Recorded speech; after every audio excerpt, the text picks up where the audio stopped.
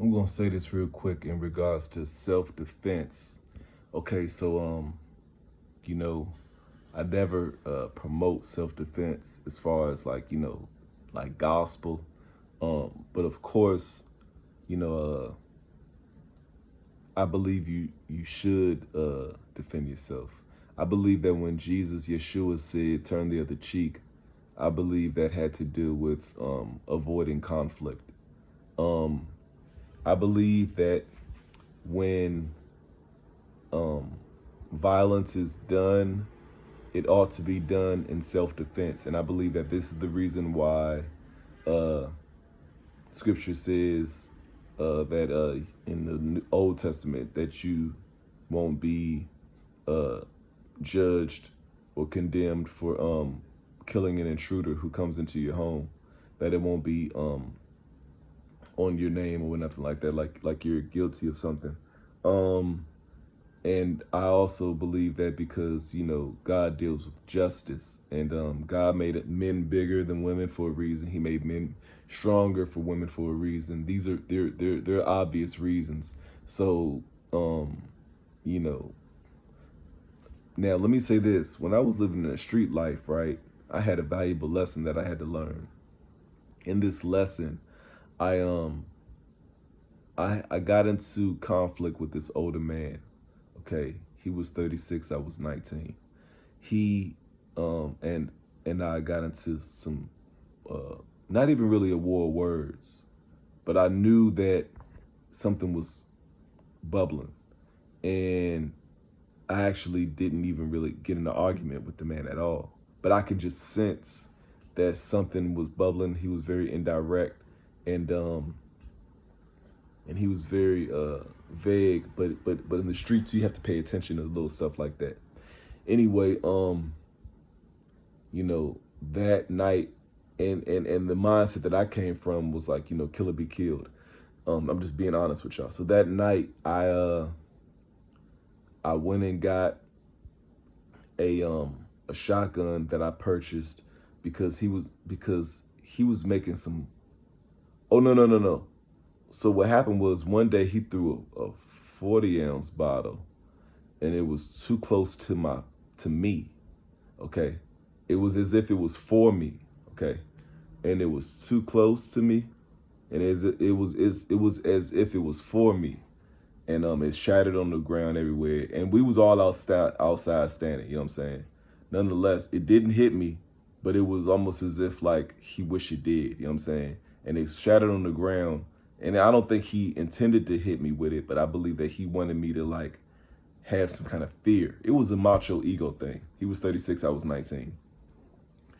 I go get a shotgun. I purchased. I was just waiting to pick it up, and I go pick it up. Didn't really know how to use it. It's my first time. I already got some shotgun shells from my grandfather's house, and I brought it on the plane. This is before 9/11, where you can bring stuff on the airport plane. Yeah, y'all don't know about that life, but you could. I'm a living witness. I brought a box of shells over the plane. I mean, back then you could bring guns, drugs, whatever. Um, I've even brought drugs over the plane. Not a lot, but a little bit. But that was just back in the day. That's just life was different back then. Anyway, so uh, I managed to bring the shotgun shells, um, and I stole them from my grandfather. To be honest with you, stole a box of shotgun shells, um, and I used them. I put it in that shotgun that I purchased that night after that dude threw that. I immediately left after he threw that bottle. I immediately left, went up the street, hollered at my man, got the shotgun, had the shells for it. He showed me how to, matter of fact, he had shells for me, but I had shells myself as well. But he showed me how to load it up. He showed me how, and it was a one shot. It was a one shot gauge, and it was very, very powerful because it only was dependent on that one shot. It was old school. It was like the junks you could just put in your pocket, nobody would know. It was like it wasn't huge, it wasn't big. It was like the size. It was actually a small shotgun, something that you could just, you know, but that impact was strong. Anyway, I take it, I go down there, hide behind the dumpster, run out where they all was at. I had put 2 poke holes in my skull cap so I could see. And I put it to the dude's head, clicking. I was trying to blow his brains out. And I was clicking, but the Lord made it as though it wouldn't happen. And it didn't happen because I'd never cocked it back, because that was my first time ever trying to do that. So I was clicking. Nothing was going off. And that's when everybody started to get scared and everybody ran because they realized I was for real. They thought it was a joke because it was like there was at least 20 deep outside or more, about 20 deep, about 15 to 20 deep. And they all thought I was playing. None of these guys really carry guns like that. I mean, they did and they didn't. You know what I'm saying? It was a mixed crowd. It was a mixed crowd. Some people did, some people didn't. But that night, ain't nobody had one. Anyway, and our block was like more of just a focusing on selling drugs block, and everybody out there wasn't selling drugs. I was one of them. A few was one of them. The guy who threw the bottle at me was one. A few others was one, but some of the other guys were just stick-up boys, and they ain't even had no guns on them that night. And the other guys was just like winos. People like to hang around and drink after work, stuff like that. People just hang around. Because a lot of time when you see guys hanging out on the street, that don't mean they really doing nothing illegal. They just like to hang outside after work or hanging outside with their friends, stuff like that, just hanging outside. A lot of guys ain't even really doing nothing, to be honest with you. The people who were doing something, they sticking and moving. They, you know what I mean, whatever. I don't know. I was that kind of person who stuck and moved. I did what I had to do, but I was sticking and moving. I was always watching my back. I was always moving around. So I'm shooting, I'm clicking. It ain't going off. Boom, the dude, and I'm talking about the dude who I got the shotgun to his head. And also, the fire truck was, I hopped out while the fire truck the sirens was going off, so nobody would hear the sound when I click it off. But you know, by that time, they realized it wasn't gonna click, so they just ran. Nobody even tried to fight me. I had it to his head, they just ran. So then I chased him because I wasn't even chasing. It wasn't for all of them. So I chased the one guy. They go up a flight of stairs. I go behind him on the flight of stairs, and then I just shoot. The pellets, I think one of them hit him because he fell, and his man had to pick him up and drag him or whatever. And by that time, I actually just ate a fish and cheese sandwich, a fish and cheese sub sandwich. So my stomach started to hurt, so I left. I didn't chase him down. I could have chased him down because he fell, like I told you. I think one of the pellets of the shotgun hit him because it's like, why did you fall? But he could have fell from fear. I don't know. But anyway, yeah, when I let that thing off, that thing sounded like a train wreck. And yeah, so I left, like I said, I left because my stomach started to ache. And, you know, I knew the cuts and stuff like that, so I managed to make the cuts and all that stuff. Now I'm back at my place, right? So the next day, I'm out there. They don't even know I'm outside in the bushes looking at them, ready to hop out on them. Just thinking about how easy it is to kill them right now. I'm in the bushes because I was that kind of dude. I was hanging around some killers too. So I was doing stuff like this, like, you know, but God was always sparing people though. But I was doing stuff like, you know, in bushes on people, ready to hop out on them and stuff like that, trying to hop out on them, waiting for them to come back out because I just seen them go in, waiting for you to come out. And it's like, you know, things wouldn't work where they just didn't come out, stuff like that. So anyway, but I'm like, man, if I just run up on them right now, I'm gonna scare the living daylights out of these people because they out here talking about me right now. They don't know it.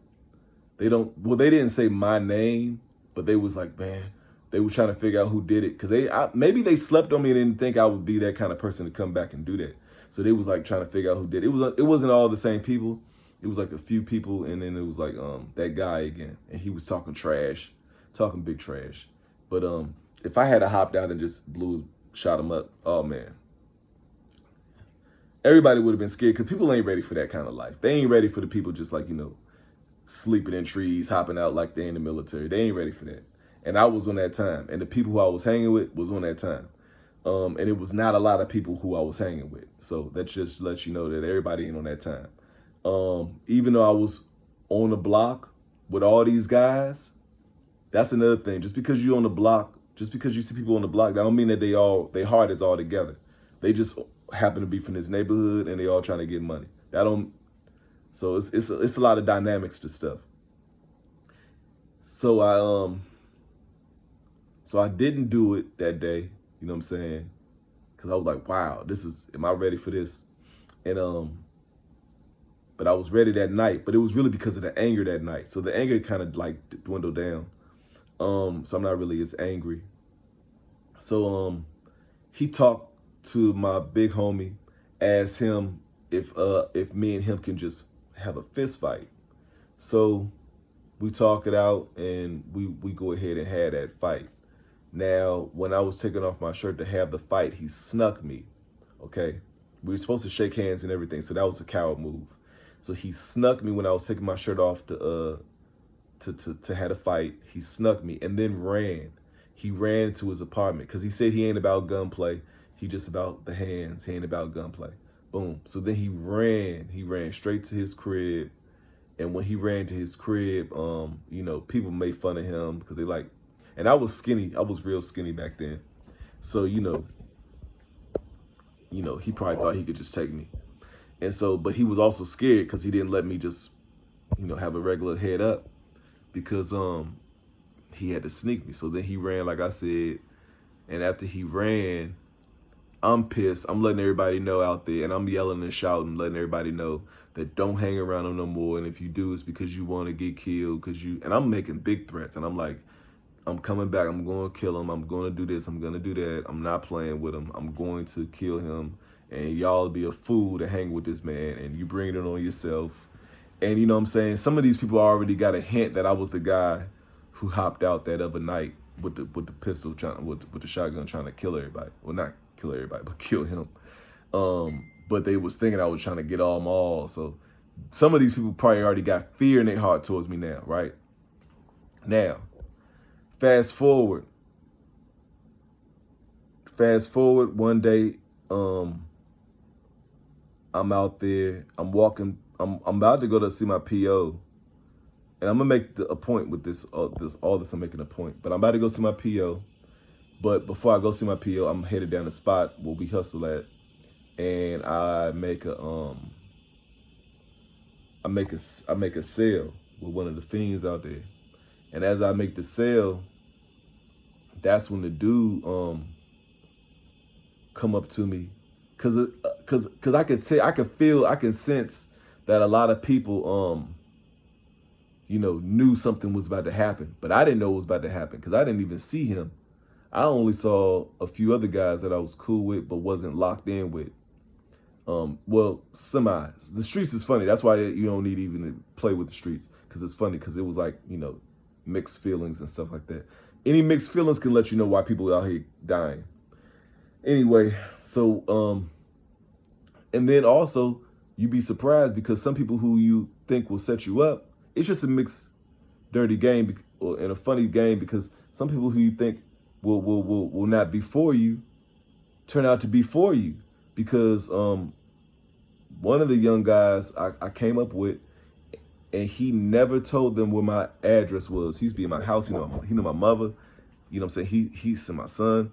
Well, I didn't have a son at the time. Well, I think my son was about to be born. And if my son was born, yeah, I think he was about to be born. But anyway, long story short, he never told them, and people was asking him for my information, where I live, apartment building, or whatever. Anyway, he never gave me up, but he was out there. He saw the whole thing. He knew that the dude was about to strike me. So the dude came up to me, told me, what's up now? Now, and this time I already bought a knife from my friend, and I didn't buy it because of protection merely. I bought it because I was like, well, men like weapons, okay? But this was a Cutco, okay? Cutco is a different kind of knife. The handle of the Cutco knife is made by the same handle who make the handlebars, the driving handlebar for the steering wheel rather, for Porsche.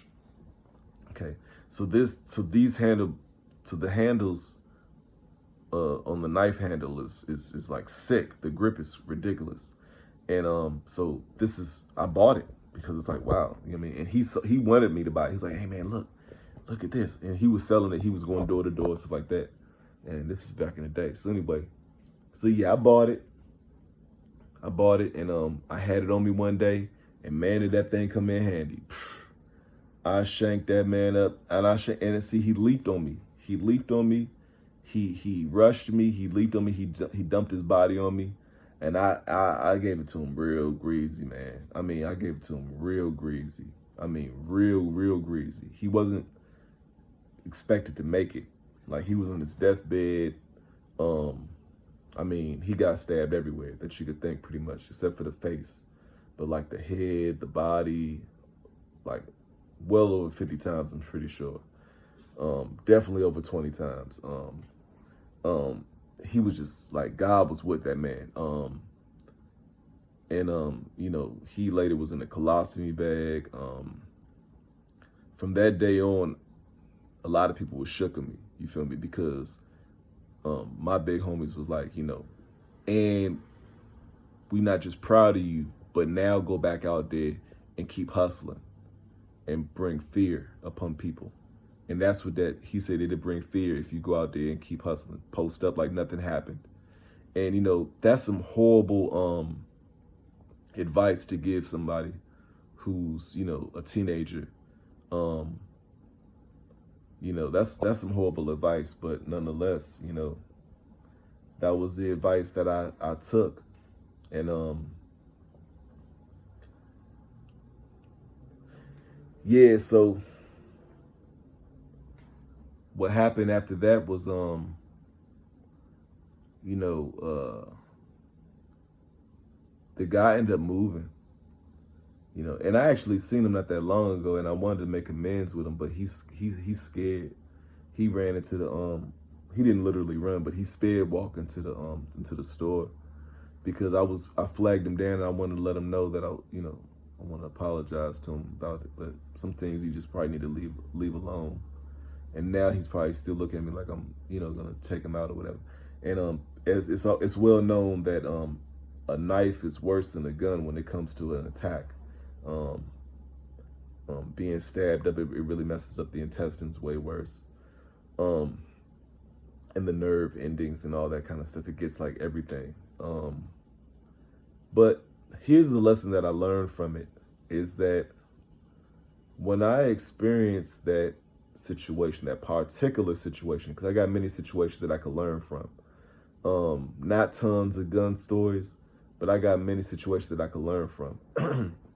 Now, this is how I could tell you how I learned from this, is that because God is the same God, and he judges the same,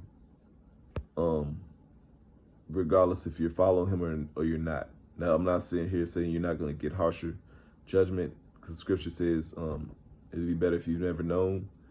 But what I'm saying is that dealing with practical, everyday situations, God is going to either frown upon you, or he's going to have mercy upon you, and sympathy and understanding, stuff like that. What happened was,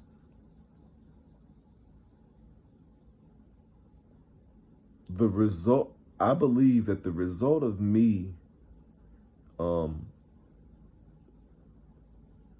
trying to shoot him, my get back was him beating on me or hitting on me. Even though I really didn't get beat up, but he was hitting on me while my shirt was over my head. Okay. Thinking that we're gonna have a square fight, right? That was me reaping what I sowed after shooting at him. Okay. Because he did find out that I shot at him, and he said, you know, I'm not about the gunplay. Can we just fight, right? So that was me reaping what I sowed when he snuck me after I was taking my shirt off to fight him. Okay, that was me reaping what I sowed, because I didn't have to resort to violence. Of course, I wasn't righteous, but I'm just letting y'all know. I didn't have to resort to it that way. Then afterwards, and remember, Scripture says, "Vengeance is the Lord." Now, I believe that the Lord will allow things to be graced, meaning He'll allow you to defend yourself while it's in occurrence, while it's in operation. But the rest of the vengeance, like time being spent in between, it's like, no, you got to get that to the Lord. It's not like a on-site type of thing. If it's on-site, I believe that the Lord will allow that. And I'm still not promoting, any violence, but I'm just letting you know that I believe that, looking at my life, not even just, because I want to believe that, no, looking back at my life, because it's just like I used to look back at things. I look back at things as a Christian, like how I saw how people who rob people a lot, they always committed robberies. God get them fast. He struck them faster than drug dealers. Drug dealers didn't get the wrath of God as quick as people who rob people, breaking in houses, whatever. Especially when you're like terrorizing people, putting guns to their faces. That stuff came back on you fast. God looks at that as violence and stuff like that. So I believe that I reaped what I sowed when he was hitting on me, when I was trying to take my shirt off and my shirt was over my head and he was hitting on me. That was me reaping what I sowed. No matter how cowardly it was for him to do that. Oh yeah, also let me explain to y'all too. A little bit more. After he threw that bottle at me, just to let you know that I wasn't like some chump just running for guns. But his brother, his nephew was a killer. And his nephew was a known killer in that neighborhood. And he approached me after he threw that bottle at me. So I knew what I had to do. I wasn't scared of his nephew at all, but he was a killer. And but for some reason I just wasn't scared. And actually he got killed in a shootout. Him and the other guy both killed each other in the shootout. It's like the Wild Wild West. You feel me? So it's funny when people say it was worse. It's worse now, because I'm like, it was worse when I was coming up. People was fighting and killing. Okay. They was doing it all. Now people might just be killing. Okay, cool. But when I was coming up, fighting, it was just violence across the board. Just across the board. It doesn't matter. Just violence across the board.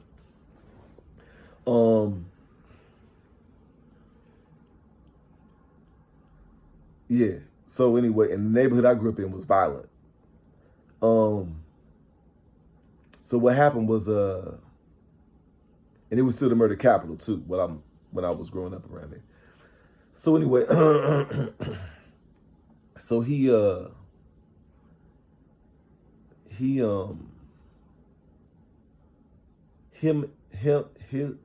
nephew and two of his nephews approached me.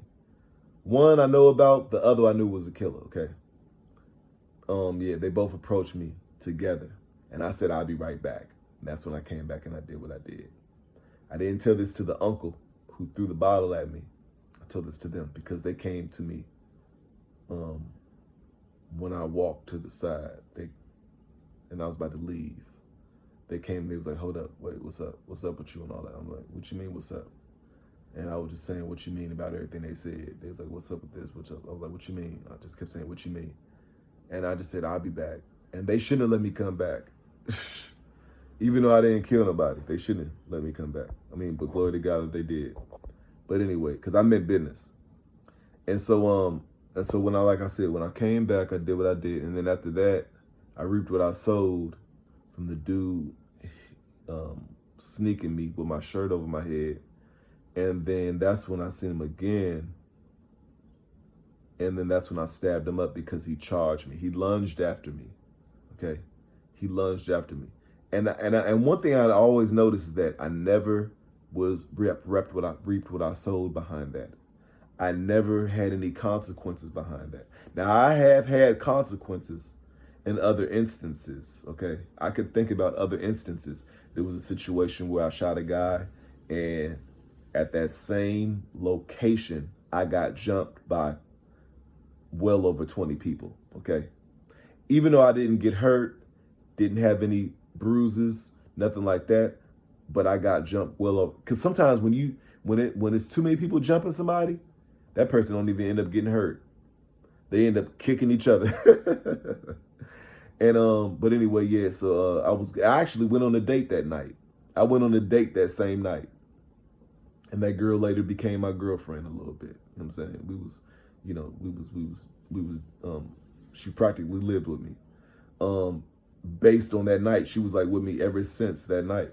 And so that goes to show you that I wasn't all bruised up. But anyway, I'm just saying this to say that God, he had mercy on me. That's why I wasn't bruised up. But yeah, over 20 people jumped me, and that was the same location, specifically at that literal spot where I shot somebody at. Okay. And I shot the guy at the beginning of the year, and at the end of the year is when I got jumped. And it was like, wow. But a lot of other scenarios, I never really reaped what I sowed. Well, I did reap what I sowed many times, but no, I did reap what I sowed, because I got jumped a lot of times, and I always find myself fighting more than one person at a time. But one thing I can say is that I remember I got hit in the back of the head with a tire iron, and in the arm, all that. Yeah, it was crazy.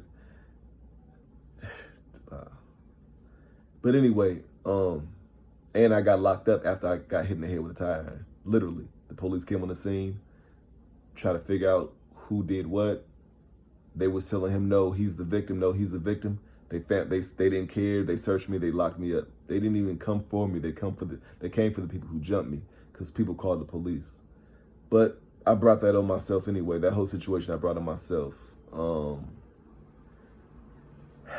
But yeah, so this situation that I'm thinking about right now, though,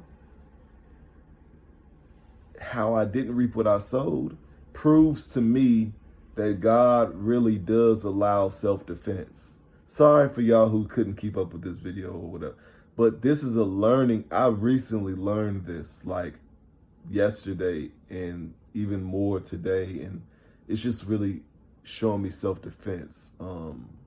But it's a difference between self-defense and vengeance being God's. It's a difference. And that difference is, retaliating within the time expanse. It has to deal with time. It has to deal with people coming at you at that given moment, trying to attack you at that given moment, trying to attack your family at that given moment, even your friends at that given moment. Because it's like, it was like the scripture says that he written the law in our heart. And when I used to preach with my sister Joke, y'all see her on my evangelism playlist, I used to let people know, I used to rebuke my brothers for letting people get in their face. And I told her that I'll defend her, and I told them that we're ought to defend her. We're not supposed to be letting people, don't get me wrong, she's a woman out here preaching the gospel. And that's why I'm not gonna go there about gender. But yeah, preaching the gospel is very dangerous when you're preaching it loud. And I wouldn't even suggest everybody do that, because it can bring a lot of violence. There was a big, huge man that I didn't know if I could take. And he was like probably 6'4", solid muscle, all muscle. And I'm talking about no ounces of body fat like that. Not like that. He was like a 10% or 15% of body fat, low body fat, a lot of muscle. And he was getting in my sister's face. I pulled him away from her, not physically in a hard way, but I divided them. I got in the way, and I said, "What's up, bro?" I said, "Talk to me. Just talk to me, not her. And don't Don't get me wrong. I do my push-ups. I do what I gotta do, and I believe that God is with me. Cause the Lord has shown me a lot. The Lord has shown me a lot. Like, shoot, that David and Goliath stuff is real. But yeah, I mean, the Lord has been with me since I came to Christ. I'm gonna tell you that physically. You know what I'm saying? Because it ain't my first time getting in the way of big guys. Big guys supposed to jump me and all that stuff. But I always had to play but the ticket is to be humble. The ticket is to be humble. One time a dude said to me, and this is a dude I feel like I could just backhand him and make him spit up blood. But this is a dude who said to me, like, what you looking at? I said, nothing. Look. But see, it's not about ego. It's not about ego. Because I don't mean you could whoop me. It's just that I don't want no smoke. I'm old school. I don't want no smoke. I'm an old man now. And you young and you looking for hype. You young. There was a young man who was talking trash when I was in prison. You know, he was talking about what he gonna do and all this kind of stuff. And, you know, I could crumble his face up. And like a paper bag and just throw it in the trash. But I humbled myself. I didn't do anything to him. The next day, he got whooped twice. He got knocked out. The dude woke him back up and whooped him again. Knocked him back out twice. Because he had a lot of mouth on him. He had a lot of mouth. Anyway, but I could have whooped him. And then like I told y'all, every time I see him, hey, what's up, brother? Hey, good brother. Hey, good brother. I don't say nothing. Cut my eyes at him. You know what I'm saying? You know, all them face tats like somebody was supposed to be scared. Nobody's scared of you, brother. Anybody's scared of you. I don't even think that you could beat a lot of women. There's a lot of women who could probably beat you up. He one of them kind. Where's a lot of women who could probably beat him up. Anyway, he probably hit girls. He one of them kind. He probably beat up girls.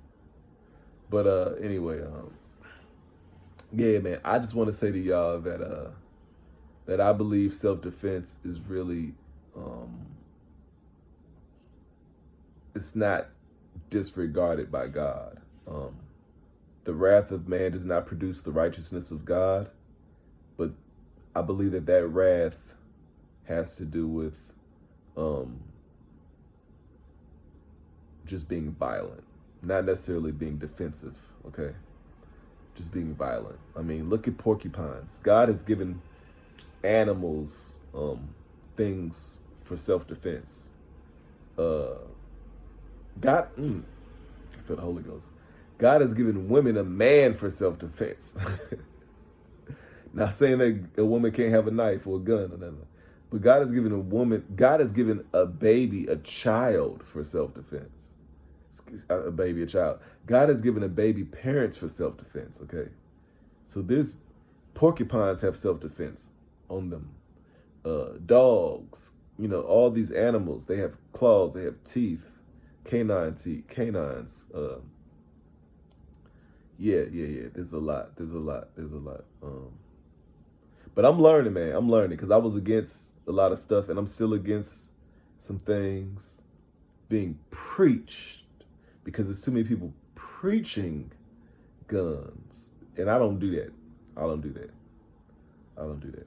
Anyway, God bless you. Thank you for listening.